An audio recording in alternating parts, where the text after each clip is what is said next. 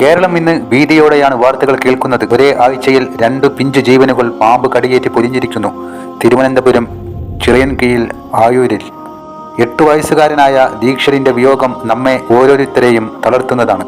ഉറങ്ങിക്കിടന്ന കുഞ്ഞിനെയാണ് മരണദൂതനായി എത്തിയ മൂർഖൻ കവർന്നെടുത്തത്. ഇത് വെറുമൊരു വാർത്തയല്ല, നമ്മുടെ ഓരോരുത്തരുടെയും വീടിനുള്ളിൽ പതിയിരിക്കുന്ന അപകടത്തെക്കുറിച്ചുള്ള വലിയൊരു മുന്നറിയിപ്പാണ്. ആയൂരിലെ ആ കൊച്ചു വീട്ടിൽ കാലിൽ വേദനയെന്ന് പറഞ്ഞ് ദീക്ഷൻ ഉണർന്ന് അച്ഛനെയും അമ്മയെയും വിളിക്കുമ്പോൾ അവർ കരുതിയില്ല അതൊരു മൂർഖന്റെ കടിയാണെന്ന്. ഉടൻ തന്നെ ആശുപത്രിയിൽ എത്തിച്ചെങ്കിലും മൂർഖന്റെ വിഷം ആ 8 വയസ്സുകാരന്റെ കുഞ്ഞു ശരീരത്തെ കീഴ്പ്പെടുത്തിയിരുന്നു.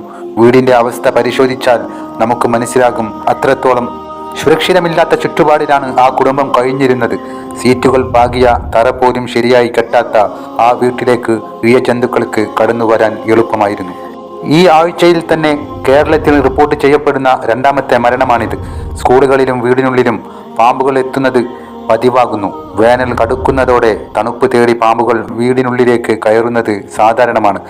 എന്നാൽ നമ്മുടെ അശ്രദ്ധയോ അല്ലെങ്കിൽ സാഹചര്യങ്ങളുടെ സമ്മർദ്ദമോ മൂലം ഇത്തരം ജീവനുകൾ പൊലിയുമ്പോൾ അത് സമൂഹത്തിന് തന്നെ തീരാൻ നഷ്ടമാകുന്നു.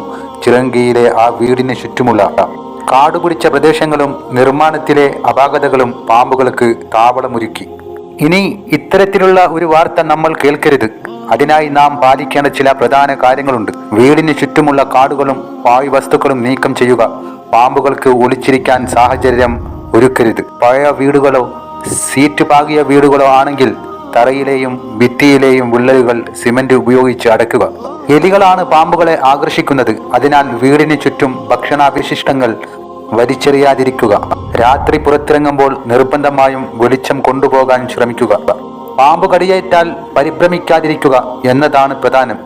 രോഗിയെ തളർന്നിരിക്കാൻ അനുവദിക്കാതെ എത്രയും വേഗം പാമ്പ് വിഷത്തിന് ചികിത്സയുള്ള അടുത്തുള്ള സർക്കാർ ആശുപത്രിയിലെത്തിക്കുക. മുറിവിൽ വായു വെച്ച് വിഷം വലിച്ചെടുക്കാനോ മുറിവ് കീറാനോ ശ്രമിക്കരുത്. സമയം പാഴാക്കാതെ മെഡിക്കൽ കോളേജ് പോലുള്ള സംവിധാനങ്ങളിലേക്ക് മാറ്റുക. ദീക്ഷണിന്റെ കാര്യത്തിൽ മാതാപിതാക്കൾ ഉടൻ ആശുപത്രിയിൽ എത്തിച്ചെങ്കിലും വിഷത്തിന്റെ തീവ്രത കൂടുതലായിരുന്നു. നഷ്ടപ്പെട്ട ജീവനുകൾക്ക് പകരമാകില്ല നമ്മുടെ വാക്കുകൾ, പക്ഷേ ആ മാതാപിതാക്കളുടെ കണ്ണീർ ഇനി ഒരു മാതാപിതാക്കൾക്കും ഒരു വീട്ടിലും ഉണ്ടാകാതിരിക്കാൻ നമുക്ക് ജാഗ്രത പാലിക്കാം. സുരക്ഷിതമായ വീട്, വൃത്തിയുള്ള പരിസരം, ഇത് നമ്മുടെ കുട്ടികളുടെ അവകാശമാണ്. ദീക്ഷൻ എന്ന 8 വയസ്സുകാരനുമായി കുടുംബമെത്തിയ ആശുപത്രിയിൽ അവർക്ക് അസൗകര്യം നേരിട്ടുവെന്നും വേണ്ട തരത്തിലുള്ള പരിശോധന ലഭിച്ചില്ല എന്നുള്ള കാര്യങ്ങളും പുറത്തു വരുന്നു. എന്തു തന്നെയായാലും നമ്മുടെ പിഞ്ചു മക്കളുടെ ജീവൻ നമ്മുടെ കൈകളിലാണ് എന്നുള്ള കാര്യം മറക്കാതെ ജാഗ്രത പാലിക്കുക. പറഞ്ഞായിരുന്നു തല ഇറങ്ങുന്നില്ല, 2ആയിട്ട് കാണുന്നു എന്നൊക്കെ പറഞ്ഞു. പക്ഷെ അവിടെ വേണ്ടത്ര ഒരുപായിട്ട് എടുത്തില്ല. ചിറങ്ങര ആശുപത്രിയിലോ അത് ഡോക്ടർ ഒന്ന് തൊട്ട് പോലും നോക്കിയില്ല. എന്തിനാണ് അവിടെ ഛർദ്ദിക്കണമെന്ന് ഛർദ്ദിച്ച് പാതി വെച്ച് തൊണ്ടയിൽ കുടുങ്ങി. എന്തോ പിന്നെ സംസാരമൊന്നും വെളി വന്നില്ല. അവൻ തൊണ്ടയിൽ കൈ കാണിച്ചുകൊണ്ടിരുന്നു. അവർ ആ സമയത്ത് ഒരു ഒന്നും നോക്കിയതില്ല. ആംബുലൻസ് വിളിച്ച് കൊണ്ടുപോകാൻ പറഞ്ഞു. അപ്പോൾ അവരുടെ ഭാഗത്തുനിന്ന് ഒരു പോരായ്മ ഉണ്ടായിട്ടുണ്ടെന്നാണ്. അവിടെ നിന്ന് എനിക്ക് നമ്മൾ ചെന്നിട്ട് ഇപ്പോൾ ഇത്രയും വിഷയങ്ങൾ നടക്കണമെങ്കിലും ആ ഒരു സീരിയസ്നെസ് കണ്ടില്ല. കാരണം ഞാൻ കണ്ടില്ല, പാമ്പാണെന്ന് ഞാൻ കണ്ടില്ല. അതുകൊണ്ട് എനിക്ക് അവിടെ ഉറപ്പിച്ച് പറയാൻ പറ്റില്ല പാമ്പ് കടിച്ചെന്ന്. അപ്പോൾ അതുകൊണ്ട് ഞാനും പറഞ്ഞില്ല കടിച്ചിട്ടുണ്ട്, എന്താണെന്ന് അറിയത്തില്ലെന്ന് പറഞ്ഞു.